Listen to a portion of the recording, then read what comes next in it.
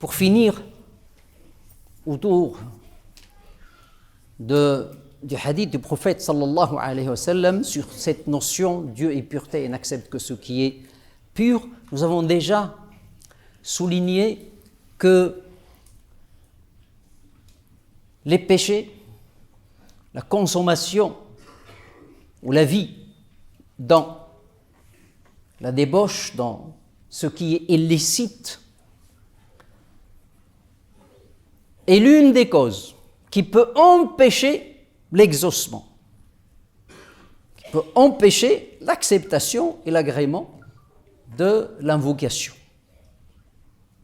Ce n'est pas quelque chose qui est définitif, mais il peut, parce que le prophète sallallahu alayhi wa sallam n'infirme pas. Il n'y a pas de certitude dans le hadith, mais il dit, regardez celui-là qui consomme le haram, il s'adresse à Dieu, comment Dieu peut accepter? C'est une interrogation qui souligne l'étonnement, mais qui ne souligne pas que la question est réglée. Parce que Dieu, il peut accepter les invocations, la prière de celui qui fait les péchés. Et d'ailleurs, qu'est-ce qui va l'aider à sortir des péchés s'il n'invoque pas Allah subhanahu wa ta'ala? Parce qu'il y a d'autres conditions qui rentrent en jeu. Donc le hadith ne veut pas dire,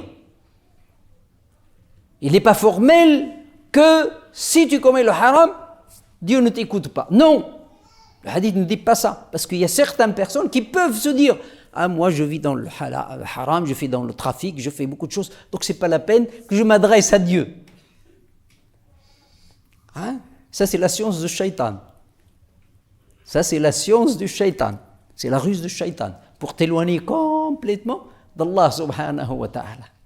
Et si tu t'adresses pas à Allah subhanahu wa ta'ala, qui va t'aider à sortir de cette situation?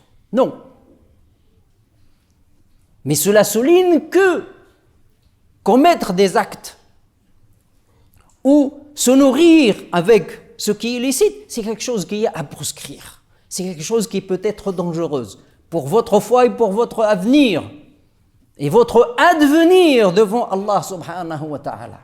Et une de ces conséquences qui peut se manifester, c'est que vous soyez complètement bloqué et votre parole n'accède pas à Dieu.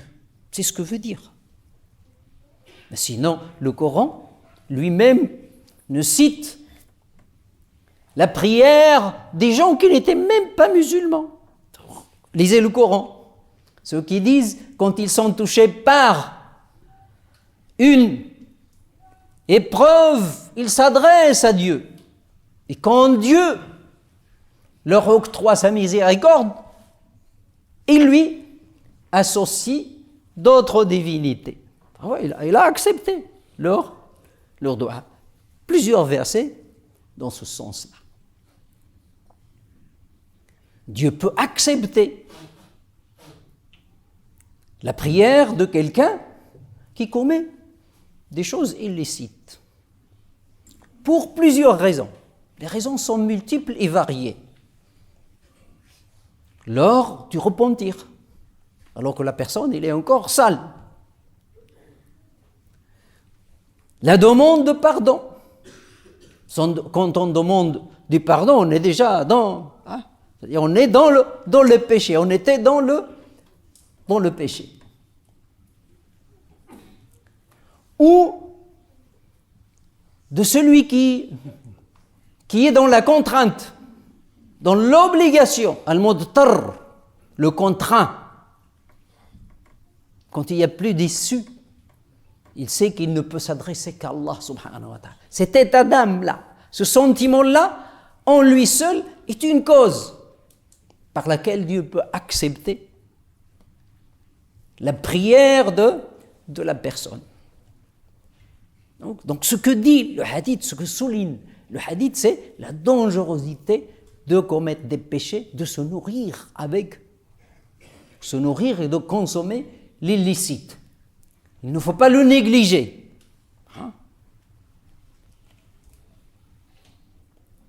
C'est pour cela que certains savants interprètent ce hadith par l'insistance, ou la persistance, pardon. La persistance. C'est-à-dire qu'il s'agit ici de celui qui persiste dans le péché. Il ne veut pas voir la réalité et la vérité. Il ne veut pas reconnaître sa transgression, sa désobéissance. Parce que le prophète sallallahu alayhi wa sallam, il dit, il se nourrit avec de l'illicite. Il s'abreuve avec de l'illicite. Ses vêtements sont illicites. Il est dans les... Quand il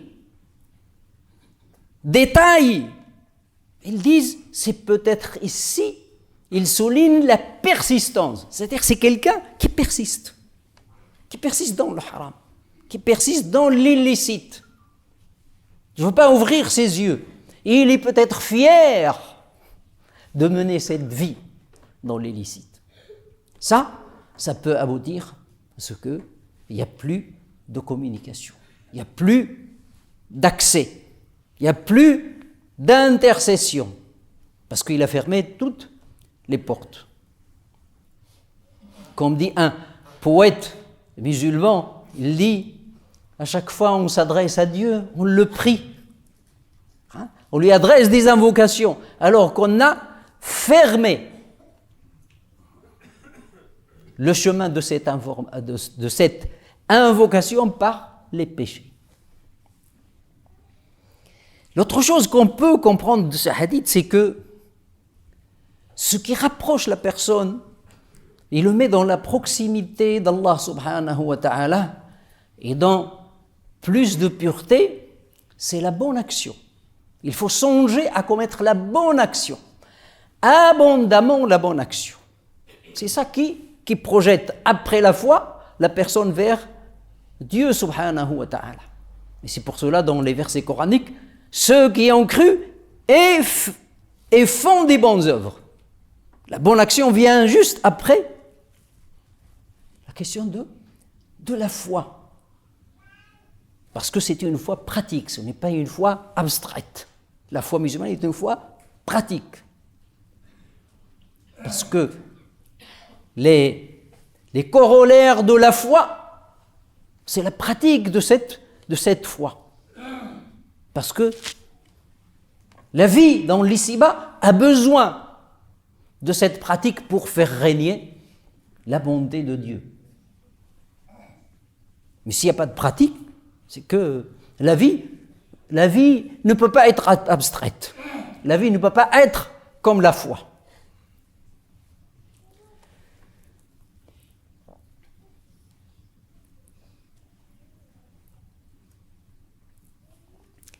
Et donc, le hadith souligne que vous devez s'efforcer à proscrire l'illicite et projetez-vous à faire les bonnes actions.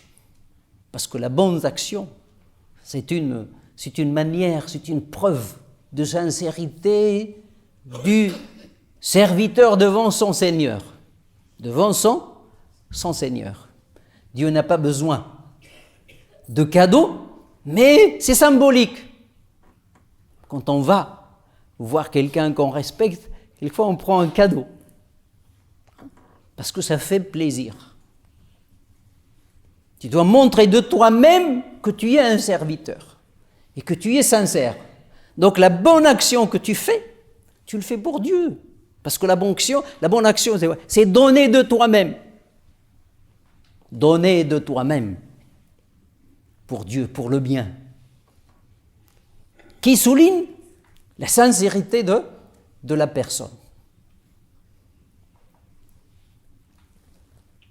C'est pour cela un de nos prédécesseurs, il croyait à ça. Quand on a demandé à Sa'd ibn Abi Waqqas, un des oncles maternels lointains du prophète sallallahu alayhi wa sallam, il dit, pourquoi toi, parmi beaucoup de compagnons du prophète, tes invocations sont exaucées? Alors sa réponse était la suivante. Il dit, je sais que dans ma vie, je n'ai jamais porter une bouchée de nourriture à ma bouche avant de savoir d'où il vient et la qualité, la source, quand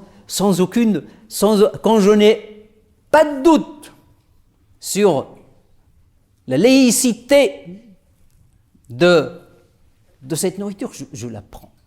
Il a répondu comme ça. Donc il croit que c'est l'une des causes qui fait que il est plus rapide. Lorsque il invoque Allah subhanahu wa ta'ala, il est exaucé rapidement. Un de nos prédécesseurs dit: je suis toujours étonné devant celui qui invoque Dieu alors qu'il n'a pas de bonne action. Il ne cherche pas à faire des bonnes actions. Il est zéro de bonnes actions. Il veut que prendre, mais il ne fait rien. Parce que la bonne action peut intercéder. C'est là, intercéder. Et généralement, quand on veut rentrer chez les personnes célèbres, les grandes personnes, on intercède. On passe par une intercession. C'est quelqu'un qui va lui parler, qui va te faire. Là, on n'a pas besoin de cela. C'est la bonne action qui doit intercéder. C'est pour cela, c'est ce qui reste avec la personne une fois qu'il est mort. C'est la bonne action. Alors, ce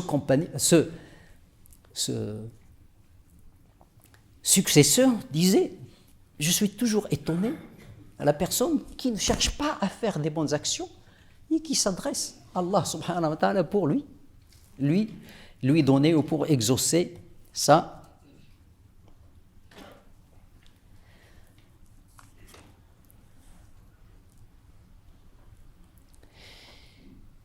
Et donc, le hadith ne dit nullement que si la personne est dans un état où il se nourrit avec de l'illicite, où il consomme de l'illicite, ne doit pas s'adresser à Dieu.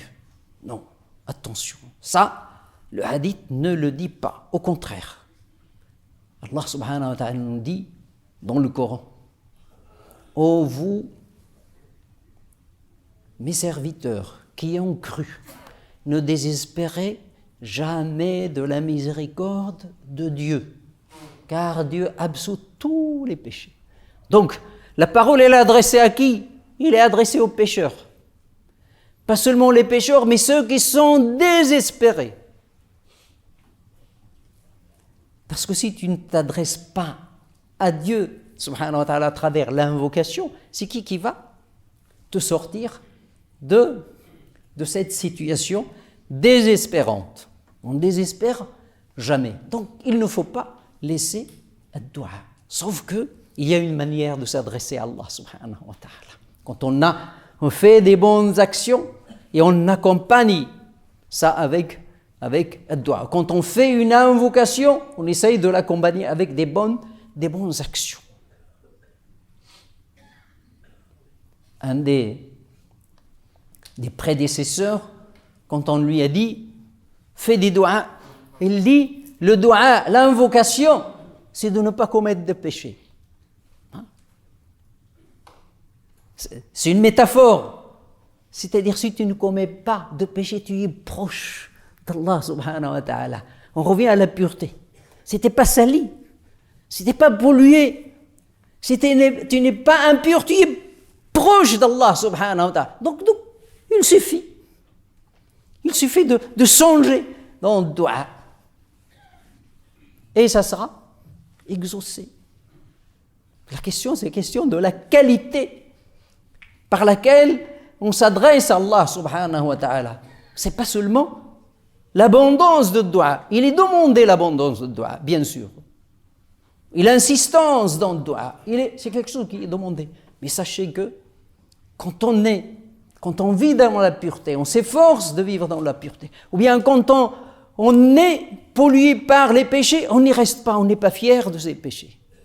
On essaye de s'en sortir. Il y a le repentir. Et c'est des choses qui sont immédiates. Il n'y a pas de protocole en islam. Il n'y a pas de moment, il n'y a pas une attente. Dans notre religion, il n'y a pas d'attente. Tu commets le péché tout de suite. Tu peux l'absoudre tout de suite. Tu t'adresses à Allah subhanahu wa ta'ala. Tout se fait dans les médias. Parce que le temps, il est dans notre tête. Le temps, il est dans notre tête. Mais Dieu, il n'a pas de temps. Il n'y a pas de temps dans le monde spirituel. On s'en sort. Donc le hadith, il va dans ce sens-là. Proscrire ce qui est illicite et mettez-vous à générer des bonnes actions. En sorte, il faut garder au maximum cette pureté pour garder la proximité avec Allah subhanahu wa ta'ala. اللهم اغفر لنا ذنوبنا اغفر عنا سيئاتنا توفنا وانت راض عنا اللهم اغفر لنا ما قدمنا